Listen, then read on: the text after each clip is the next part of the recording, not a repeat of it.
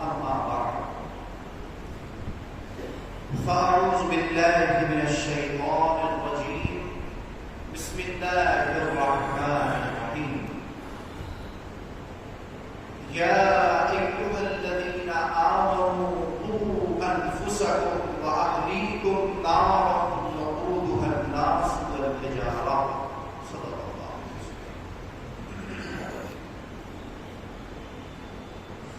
معزز علماء کرام اور حاضرین محفل،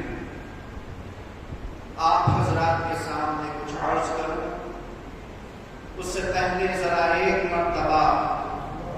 ہم سب کے آقا و مولا جناب احمد مجتبی محمد مصطفیٰ صلی اللہ علیہ وآلہ وسلم کے دربار عالی میں اور آپ کے اہل بیت کے دربار عالی میں درود و سلام کا ہدیہ پیش کریں. اللہم صل علی سیدنا وعلی آل سیدنا ومولانا محمد وبارک وسلم صلی اللہ علیہ وسلم. بہت سے لوگ پوچھتے ہیں، سوال کرتے ہیں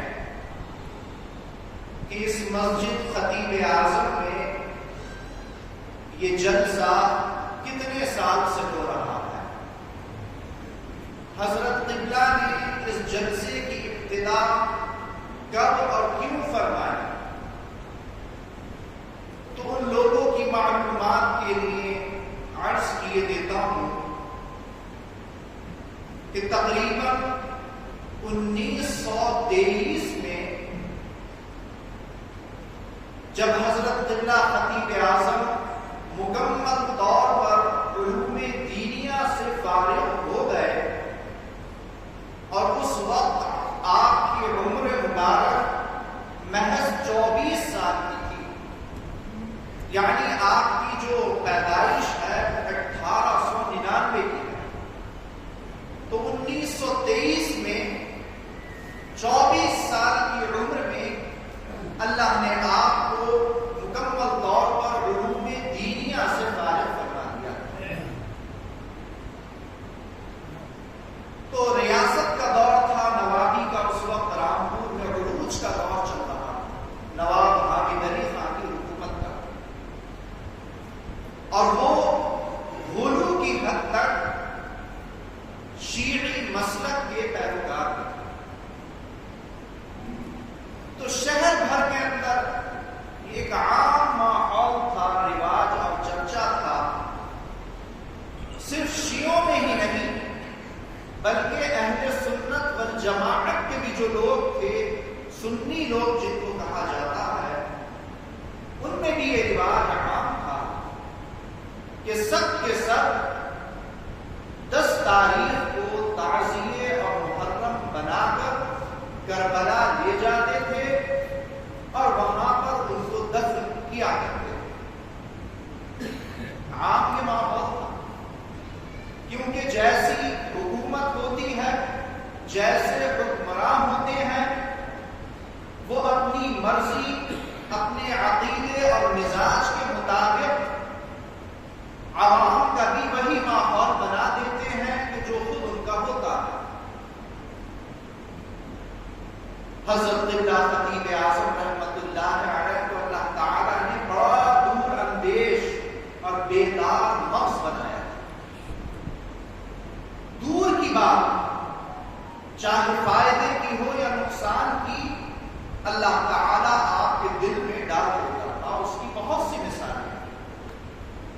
چنانچہ آپ نے اس وقت یہ غور کیا کہ یہ ہمارے محلے کے لوگ بھی جو سب کے سب سنی ہیں الحمدللہ، مگر ماحول سے متاثر ہیں. 10 محرم کی صبح کو لے جاتے ہیں تعزیے کربلا میں دفن کرنے کے لیے. کیوں نہ کوئی ایسی تدبیر حکمت کے ساتھ اختیار کی جائے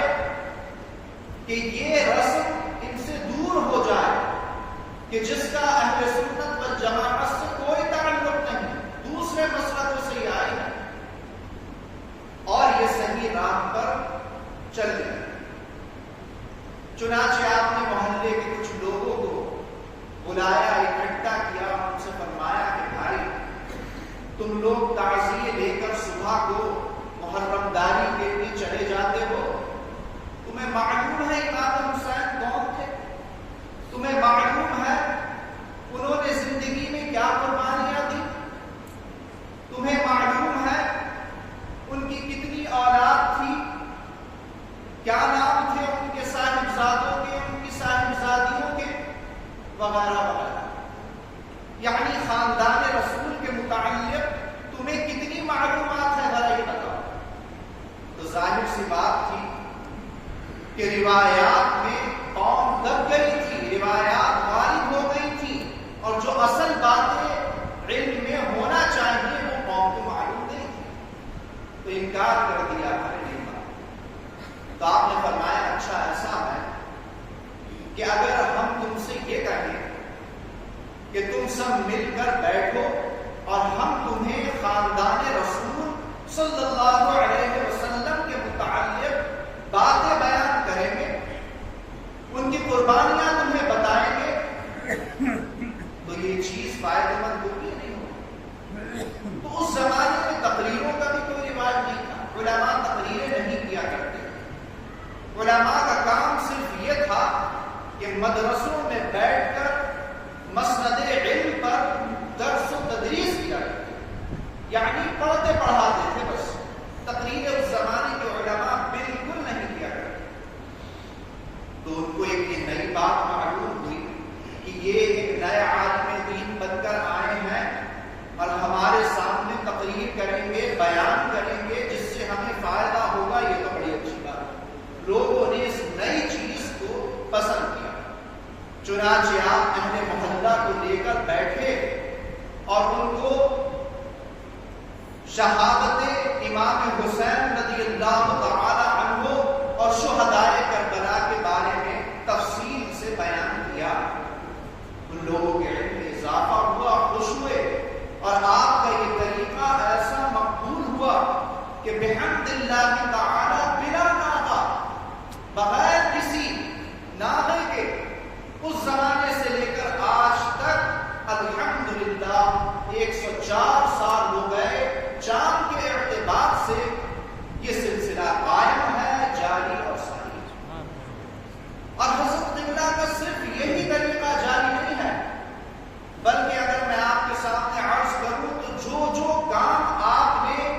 معاشرے کی اصلاح کے لیے قائم کیے تھے بحمدللہ وہ سب کے سب آج بھی جاری ہیں، آج بھی قائم ہیں. جیسے کہ رمضان المبارک میں یہ پنشبہ جو ہوتا ہے، کوئی اس کا رواج نہیں خراب ہو، کوئی جانتا ہی نہیں تھا کہ پنشبہ کیا چیز ہوتی ہے. حضرت قبلہ خطیب اعظم رحمۃ اللہ علیہ نے 1937 کے اندر جب پہلی مرتبہ جامع مسجد رامپور میں قرآن سنایا تو یہ رواج دیا تھا کہ 23 روزے کو قرآن کی تکمیل ہو، اور اس کے بعد 6 دن جو بچے، 5 دن جو بچے، اس کے اندر 5 پارے 5 حافظ مل کر اس طرح سے سنائیں کہ وہ لوگ بھی قرآن عظیم میں شامل ہو جائیں کہ بیماری کی وجہ سے یا کسی اور مجبوری کی وجہ سے جن کا قرآن رہ گیا اور وہ نماز تراویح میں قرآن نہیں سن پائے. تو آپ نے اول یہ کیا کہ وہ پنشبہ کسی مسجد کے اندر شروع کیا،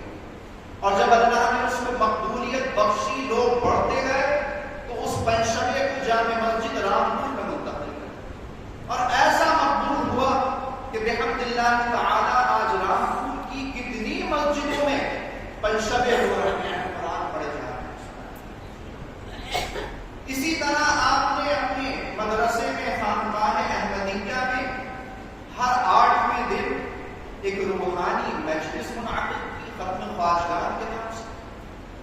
حضرت قبلہ مفتی صاحب سے میں نے ایک مرتبہ یہ معلوم کیا کہ یہ بتائیے کہ حضرت قبلہ خطیب اعظم نے یہ ختم خواجگان کی محفل مدرسے میں کس سن میں شروع کی؟ کیا آپ کو یاد ہے آپ اس وقت کتنی عمر کے تھے؟ تو آپ نے فرمایا ہاں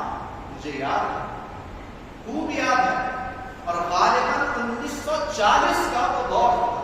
کہ جب حضرت قبلہ خطیب اعظم رحمۃ اللہ علیہ نے مدرسہ فرقانیہ میں ختم خواجگان کی مجلس کا انعقاد کیا. وہ بھی آپ دیکھیے الحمدللہ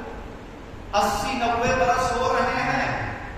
اور بڑی کامیابی کے ساتھ جاری ہے، بندگان خدا اس میں شریک ہوتے.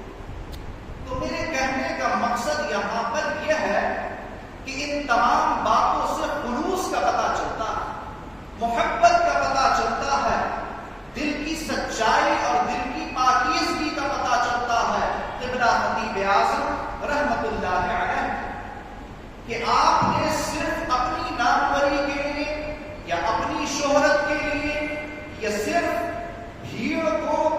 اکٹھا کرنے کے لیے کوئی کام نہیں کیا، بلکہ خالص رضائے الہی کے لیے، خالص بندگان خدا کی اصلاح کے لیے،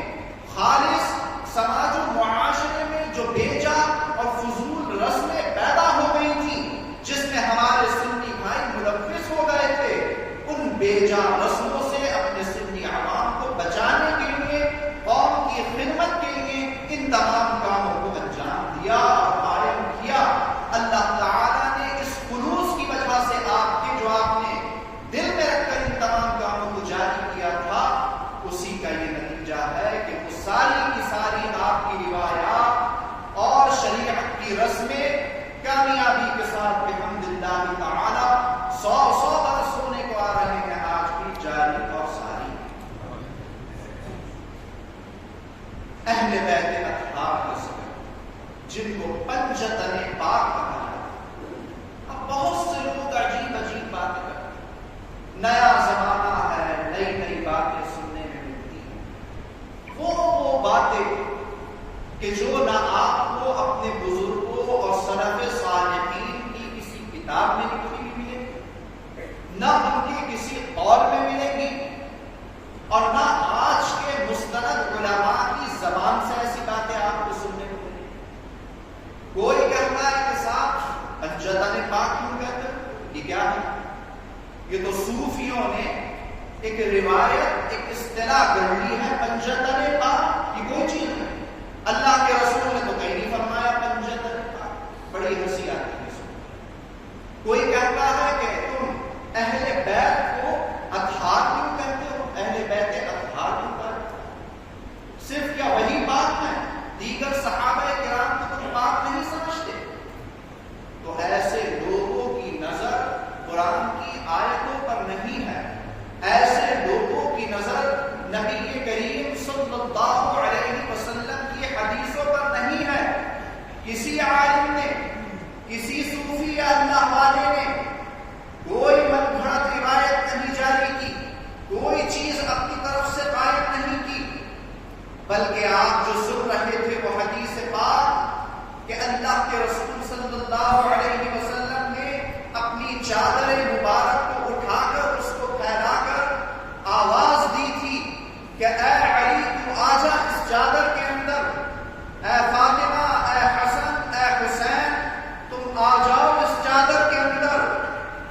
اور چاروں حضرات کو اپنی چادر میں لپیٹ لیا، چھپا لیا، اور پھر یہ دعا فرمائی کہ اللہم ہؤلاء اہل بیتی، اے اللہ یہ میرے گھر والے ہیں۔ تو 4 حضرات ہو اور ایک نفس مبارک جناب احمد مجتبی محمد مصطفیٰ صلی اللہ علیہ وسلم کا، تو اس طریقے سے کتنے نفس ہے، کتنی جانیں ہو گئی؟ 5۔ تو یہاں سے تو 5 ثابت ہو گئے، 50 ثابت ہو گئے، 50 مطلب 5۔ اب رہا مسئلہ اطہار کا اور پنجتن پاک کہنے کا، تو یاد کریے قرآن کی اس آیت کو کہ جس میں صاف طور پر پروردگار عالم جل شانہ وعم نوالہ ارشاد فرما رہا ہے کہ انما یرید اللہ لیذہب عنکم الرجس اہل البیت ویطہرکم تطہیرا۔ بے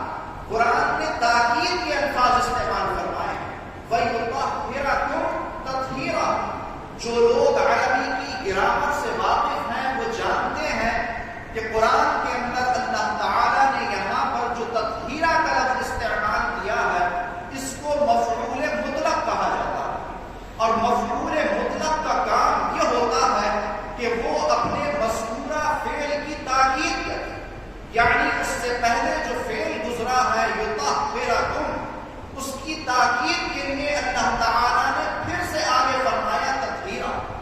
اے اہل بیت اطہار، اللہ تعالیٰ تم سے راضی اور خوش ہو گیا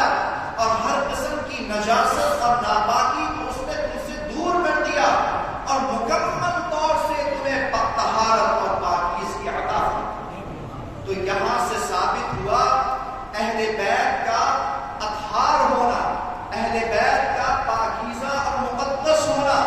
اللہ تعالیٰ نے تمام اہل بیت کو خود اپنی زبان سے پاک اور مقدس بیان کیا۔ اور اس حدیث سے کیا ثابت ہوا کہ جس میں نبی کریم صلی اللہ علیہ وسلم نے چاروں کو اپنے اندر لیا اپنی چادر میں، ان کا اہل بیت ہونا ان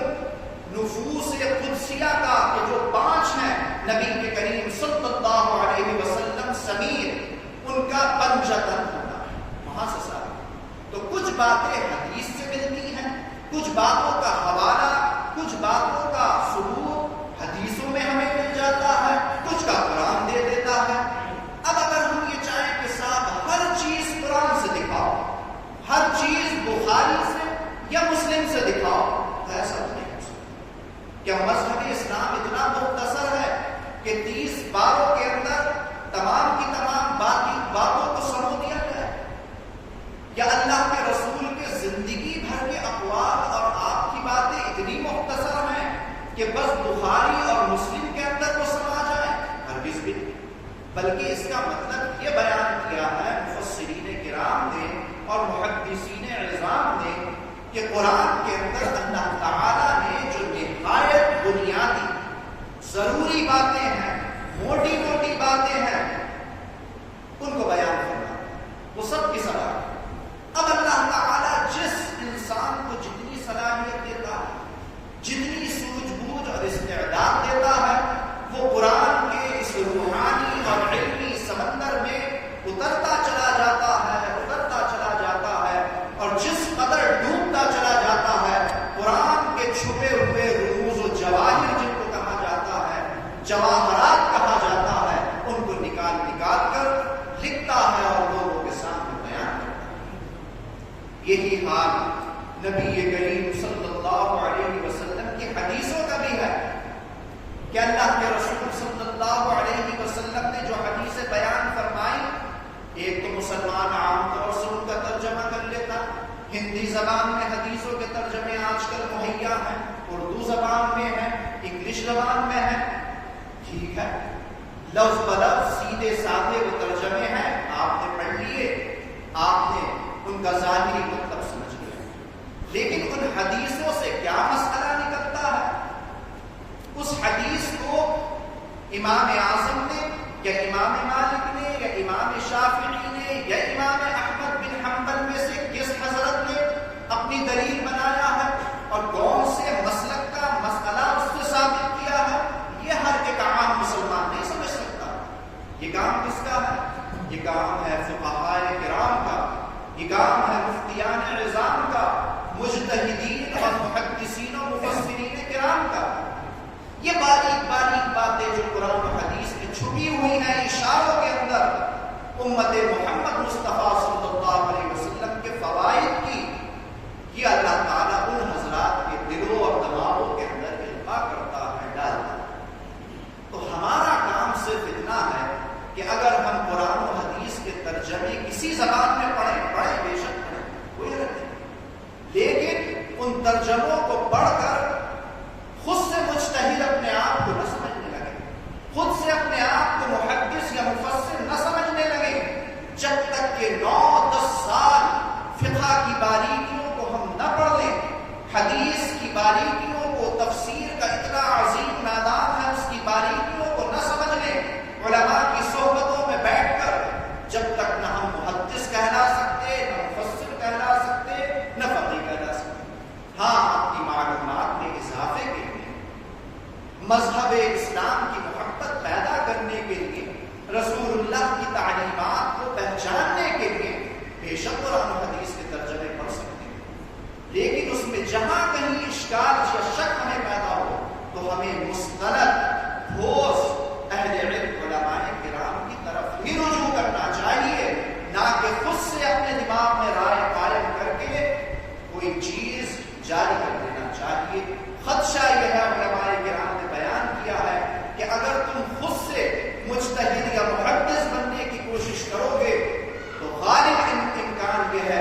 کہ بجائے سیدھی راہ ملنے کے خدا نخواستہ کہیں تم گمراہ نہ ہو جائے. تو یہ باتیں ہمیں پیش نظر رکھنا چاہیے. آج کل کیا نبی کے کریم صلی اللہ علیہ وسلم کے مقدس زمانے سے اور آپ کے بعد سے ہی فتنوں اور فسادات کا دروازہ کھل گیا. ایک حدیث پاک یاد آ رہی ہے، آپ کے سامنے پیش کرو. ذرا ایک مرتبہ درود پاک پر چرچا کریں. اللهم صل على سيدنا وعلى آل سيدنا مولانا محمد وبارك وسلم. اللہ کے رسول صلی اللہ علیہ وسلم نے ایک مرتبہ سیدنا عثمان ذی النورین رضی اللہ تعالی عنہ کو اپنے قریب بلایا اور ان سے کان میں کچھ باتیں کی. جو لوگ بیٹھے دیکھ رہے تھے دور سے، انہوں نے یہ محسوس کیا کہ اللہ کے رسول جب حضرت عثمان سے کان میں کچھ فرما رہے تھے تو حضرت عثمان کا چہرے کا رنگ بدل جا رہا، فکر مند ہو جاتے. بات ختم. اللہ کے رسول دنیا سے تشریف لے گئے. حضرت ابو بکر صدیق کا دور خلافت آیا. حضرت عثمان سے لوگوں نے اس راز کے بارے میں پوچھا کہ آپ سے حضور نے کان میں کیا بات ارشاد فرمائی؟ تو حضرت عثمان نے ٹال دیا بتایا. پھر حضرت عمر بن خطاب رضی اللہ تعالی عنہ کا دور آیا. اس وقت بھی لوگوں نے آپ سے معلوم کیا، آپ نے ٹال دیا، نہیں بتایا. جب حضرت عمر کی شہادت ہو گئی اور حضرت عثمان ذی النورین رضی اللہ تعالی عنہ مسند خلافت پر متمکن ہوئے، تشریف فرما ہوئے،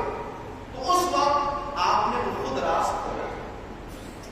جب فتنوں کا دروازہ کھل گیا اور چاروں طرف سے منافقین کے، دشمنوں کے حملے ہونے لگے اور یہ پہچاننا مشکل ہو گیا کہ کون اپنا ہے کون پرایا ہے، سمجھ میں ہی نہیں آ رہا ہے کہ ماجرا کیا ہے. اتنی منافقت کا دورہ ہو گیا کہ اللہ کی پناہ. تو اس وقت حضرت عثمان ذی النورین رضی اللہ تعالی عنہ نے فرمایا کہ اے لوگوں، زمانے سے تم پوچھتے آ رہے تھے کہ اللہ کے رسول نے آخر وقت میں وصال سے کچھ زمانے پہلے میرے کان میں کوئی وصیت فرمائی تھی، کیا بتایا تھا؟ اب وقت آ گیا ہے اس بات کو میں ظاہر کروں تمہارے سامنے. فرمایا کہ میں اپنی جگہ بالکل مطمئن ہوں، میں کسی فتنے سے پریشان نہیں ہو رہا ہوں، کیونکہ نبی کے کریم صلی اللہ علیہ وسلم نے ساری پیشن گوئیاں پہلے ہی مجھے فرمایا. کیا فرمایا؟ فرمایا تھا کہ اے عثمان، تیری زندگی میں ایک ایسا زمانہ بھی آئے گا کہ جب فتنے اور فسادات کی کثرت ہو جائے، بڑے فتنوں کے دروازے کھل جائیں. اس وقت تیرا کام یہ ہے کہ تو نہایت ہمت، صبر، استقامت اور بردباری کے ساتھ اپنے وقت کو گزارنا اور یہ کوشش کرنا کہ تو مظلوم تو بنا رہے لیکن کبھی ظالم نہ کرنا. لہذا لوگ کتنا بھی میرے اوپر ظلم کریں، مجھے مارنے کی، قتل کرنے کی کوشش کریں، مجھے تو رسول اللہ صلی اللہ علیہ وسلم کا وہ فرمان کانوں میں گونجتا رہتا ہے کہ اے عثمان، مظلوم تو بن جانا مگر کبھی ظالم نہ بننا. چنانچہ یہ فرمان گرامی حضور کا یہ وصیت آپ کو یاد تھی، جس کی وجہ سے آپ کے ساتھی بے تحاشا آپ سے کہتے تھے کہ آپ حکم کیوں نہیں دیتے، خلیفہ ہیں آپ کی طاقت ہے کہ اگر حملہ کیا جائے تو اس کا مداوع کیا جائے، جوابی کارروائی کی جائے، ان ظالموں کو یہاں سے بھگایا جائے یا قتل کیا جائے، آپ نے حکم دیجیے. مگر پوچھتی تھی رسول اللہ صلی اللہ علیہ وسلم کی وہ بات کہ اللہ کے رسول نے پہلے ہی اشاروں میں فرما دیا تھا کہ اے عثمان، فتنے فساد تجھے گھیریں گے اور تو مظلوم کہلائے گا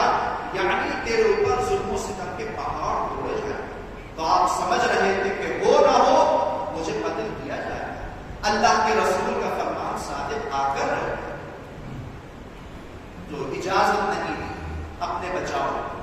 اور فرمایا کہ عثمان یہ نہیں چاہتا کہ ایک جان کو بچانے کی خاطر 10 مسلمانوں کو قتل کر دیا جائے۔ یہ سب کون ہیں؟ یہ یہودی تھوڑی ہیں، یہ عیسائی یا مشرکین تھوڑی ہیں، یہ رسول اللہ کے ماننے والے ہی امت کے لوگ ہیں، مگر ہائے افسوس گمراہ ہو گئے، راستے سے بھٹک گئے، یا ان کو بہکا دیا گیا، راستے سے دور کر دیا گیا ہے تو بہرحال کے مسلمان۔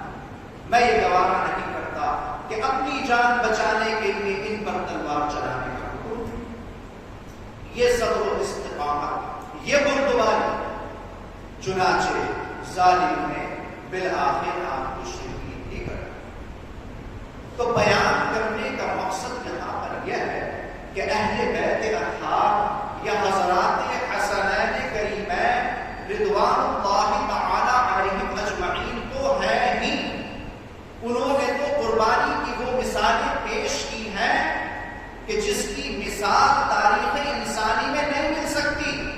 جیسا کہ ابھی آپ سن رہے تھے کہ مسلمان تو مسلمان، غیر مسلم بڑے بڑے لیڈران دنیا کے کہ جو بڑے فلسفی تھے اپنے وقت کے، دنیا کی تاریخ کا ان کو علم تھا، بڑے بڑے کرداروں کو دنیا کے وہ کتابوں میں پڑھ چکے تھے، مگر وہ بھی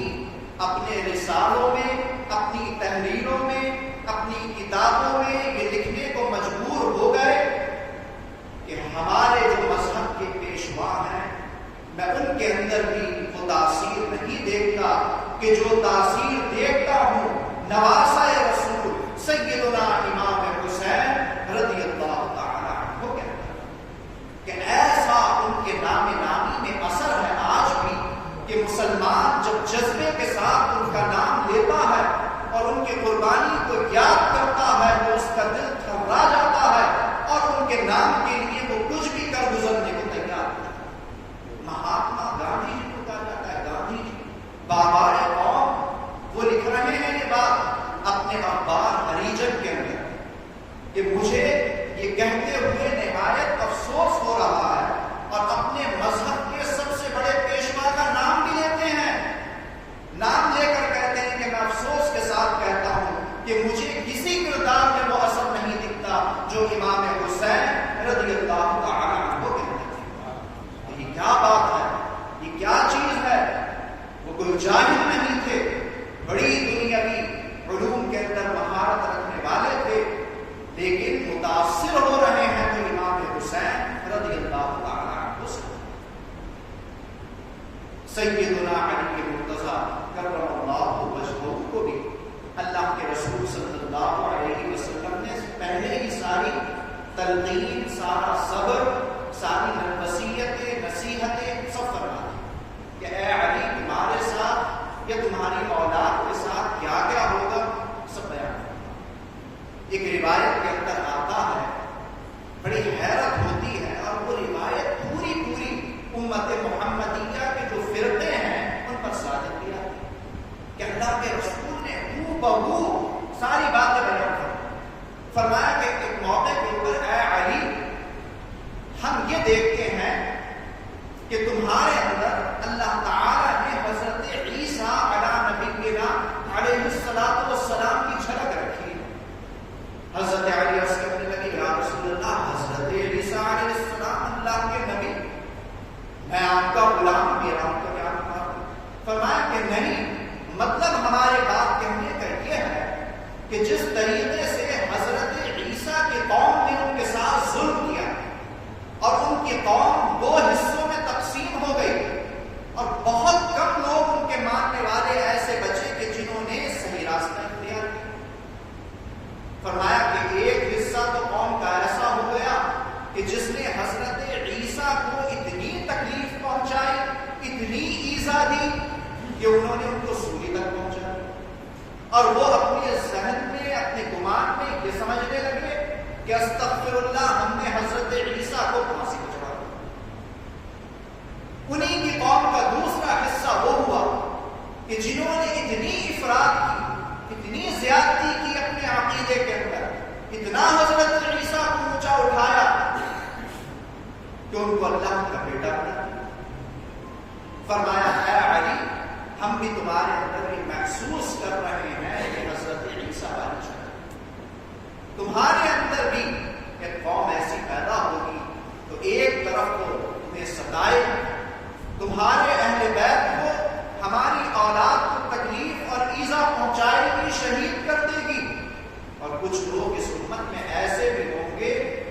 کہ جو حدوں کو پار کر دیں۔ چنانچہ آپ دیکھیں آج بھی ایسے لوگ موجود ہیں استغفر اللہ جو حضرت علی کی شان میں، حضرت امام حسین کی شان میں کمیاں نکالتے ہیں، کیا کیا باتیں کرتے ہیں کہ صاحب ان کو جاننے کی ضرورت ہی کیا تھی 72 لوگوں کو لے جا کر، لیکن تاریخ سے واقف نہیں، رسول اللہ کی حدیثوں سے واقف نہیں کہ یہ میرا نواسا محرم کی 10 تاریخ کو شہید ہو کر رہے گا، اور آپ نے اپنی بیوی کو جو شیشے کے اندر چھوٹی سی شیشی میں مٹی دی تھی اور یہ صاف فرمایا تھا کہ جس دن یہ لال ہو جائے گی اس کا رنگ بدل جائے گا، سمجھ لینا کہ میرا نواسا کربلا کے میدان میں شہید ہوا۔ تو اس چیز سے کیا معلوم ہوتا ہے؟ حضرت امام حسین استغفر اللہ بے وقوفی کا مظاہرہ کر رہے تھے کہ جو پہلے ہی تقدیر میں لکھا جا چکا تھا اس اللہ کے لکھے ہوئے کو پورا کر رہے تھے۔ نہیں پڑھتے یہ نہیں سمجھتے اپنے بزرگوں اور سلف صالحین کی شان میں، بس جلدی سے کمیاں نکالنا شروع کر دیں۔ دوسری طرف وہ لوگ کہ جنہوں نے کیا کیا استغفر اللہ باتیں اور روایتیں گڑھی، کوئی کہنے لگا اللہ کی پناہ علی اللہ، کوئی کہنے لگا علی خلیفۃ اللہ، کوئی جو جمہوری طور پر اجماعی طور پر ترتیب ہے امامت کی یا خلافت کی حضور کے بعد، اس نے کبھی نکالا کہ نہیں صاحب حضرت ابوبکر صدیق رضی اللہ تعالی عنہ کو غلط خلافت دی گئی، پہلی خلافت کے حقدار کو حضرت علی کے مرتضیٰ دی گئی، لیکن نہیں پڑھتے ان حدیثوں کو جس میں رسول اللہ نے اشارات فرمائے تھے کہ اے میرے صحابہ میرے بعد کہ جتنے لوگوں کے دروازے یا کھڑکیاں مسجد نبوی میں کھلے ہوئے ہیں سب کو بند کر دینا سوائے ابوبکر صدیق کے، کہ ان کا آنا جانا مسجد میں لگا رہے، ان کے کاندھوں پر مسجد کی ذمہ داری رہے گی۔ اور دوسری بات کہ جب آپ بیمار تھے، وصال سے وقت آپ کا قریب تھا، تو آپ نے کسی صحابی کو اپنی جگہ امامت کے لیے آگے نہیں پڑھایا، کس کو پڑھایا؟ حضرت ابوبکر صدیق رضی اللہ تعالی عنہ۔ تو جب حضور نبی کے کریم صلی اللہ علیہ وسلم دنیا سے تشریف لے گئے تو تمام صحابہ کرام کا اس بات پر اجماع ہوا، اتفاق ہوا کہ اللہ کے رسول نے آپ کے دروازے کو بھی کھلے رکھنے کا حکم دیا، اللہ کے رسول نے اپنے جیتے جی اپنے سامنے آپ سے امامت بھی کرائی، لہذا آپ کی حضور کے بعد اگر امامت اور خلافت کا حق حاصل ہے تو وہ ابوبکر صدیق رضی اللہ تعالی عنہ کو۔ کیسی کیسی من گھڑت باتیں اور روایتیں بنا دی کہ حضرت علی ناراض ہو گئے حضرت ابوبکر سے اور گھر تشریف لے گئے اور نکلتے نہیں تھے، اور کیا ہو گیا؟ جبکہ حضرت علی کا کیا حال کہ محمد بن حنفیہ رضی اللہ تعالی عنہ جو حضرت علی کے صاحبزادے ہیں، دوسری آپ کی بیوی سے ایک مرتبہ وہ پوچھنے لگے اے والد محترم یہ بتائیے، دل ٹٹولا والد کا کہ دیکھوں تو والد صاحب کے دل میں کیا ہے؟ پوچھا اے والد محترم اس امت کا سب سے افضل انسان کون ہے؟ حضور کے بعد حضور کی امت میں سب سے افضل ترین کون ہے؟ تو فرمایا بے شک ابوبکر صدیق هو افضل البشر بعد الانبیاء بالتحقیق، تمام انبیاء کے بعد تحقیقی طور پر اگر کوئی افضل ترین انسان ہے تو وہ ابوبکر صدیق رضی اللہ تعالی۔ خاموش ہو، پھر پوچھا کہ بات کون؟ فرمایا عمر بن خطاب رضی اللہ تعالی عنہ، کہ جن کی مرضی اور منشا کے مطابق قرآن کے اندر اللہ تعالی نے آیات نازل فرمائی، جن کے متعلق رسول اللہ نے یہ فرمایا کہ اگر میرے بعد بھی نبوت کا دروازہ بند نہ ہوتا تو میرے بعد عمر نبی ہوتا۔ پھر فرمایا پھر کون؟ تیسرے نمبر پر اس امت کا افضل کون ہے؟ تو آپ نے فرمایا عثمان ذی النورین، جن سے اللہ اس کا رسول فرشتے سب حیا کھاتے تھے اور جن کو یہ حیا اور شرم کا سب لحاظ کرتے تھے۔ فرمایا والد صاحب بڑی عجیب بات ہے، آپ سے میں نے جب پوچھا آپ نے ان حضرات کرام کا نام لے لیا کہ آپ کا مقام اور مرتبہ کسی خانے میں نہیں ہے، آپ کا کیا مقام ہے، اپنے بارے میں بھی تو کچھ بتائیے۔ اللہ اکبر، کیا فرما رہے ہیں، ارے بیٹا میرا کیا مقام،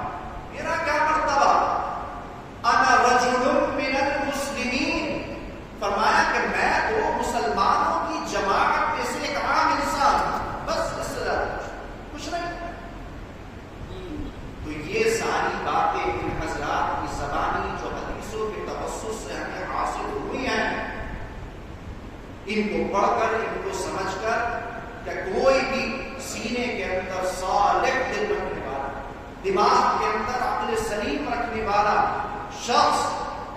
یہ بےتکی باتیں کر سکتا ہے کہ ان حضرات کے بیچ یہ جھگڑا تھا خلافت کو لے کر، اور یہ لڑائی تھی، اور یہ تھا وہ تھا، اور یہ اونچا ہے اور یہ نیچا ہے۔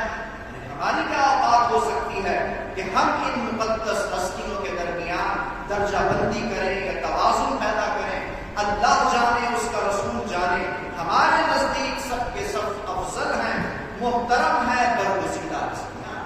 اصحابی کالنجوم بأیہم اقتدیتم اہتدیتم، نبی کے کریم صلی اللہ علیہ وسلم کے الفاظ ہیں کہ اے مسلمانوں خبردار، کبھی کسی صحابی کی شان میں گستاخی مت کرنا،